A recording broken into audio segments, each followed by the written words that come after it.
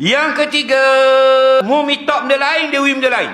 Ni banyak dalam hidup kita. Kita nak minah, boleh ketum. Banyak tak? Contoh, jalan jodoh. Jalan jodoh kan? Kita nak ke minah ni, orang cakap macam gila babi gini sekali. Lambat tengok minah, tengok lipa tu kita.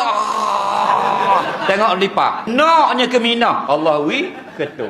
Kita nak ke orang lain, jodoh kan? Orang lain. Kita nak belinya kereta apa benda ni Zora second hand. Dah boleh dah cakap dah ejah nak lepas tu ejah long nak lepas. Padahal second hand je 48,000 je rutin ejah nak lepas. Minta tolong tu nak lepas tu pinjam meeting dengan pot dara dah boleh juga. Dah boleh Alza baru. Faham tak? Mu nak benda lain, hak benda lain Tuhan beri. Banyak tak dalam kehidupan kita. Nombor 4, mu minta benda baik, Allah dah beri. Tapi Allah lepaskan mu dari satu musibah keburukan. Kita minta naik pakar. 3 kali suruh orang sejik kolam maya ajak, tak jadi juga. Orang lain juga naik pakar. Dia kata menatang dah jadi sekarang. Kenapa?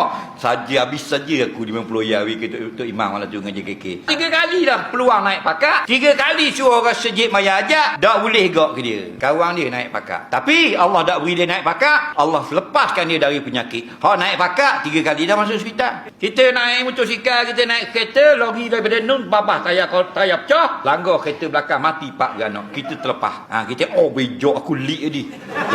Bejok aku lik tadi. Kena orang belakang. Padahal mu ada minta sesuatu 4 tahun lepas. Allah tak beri. Allah selamatkan mu dari musibah hari ini. Ni hadis sahih belaka ni. Itu cara dia Allah makbulkan kita. Bukan nak turut kita. Turut kita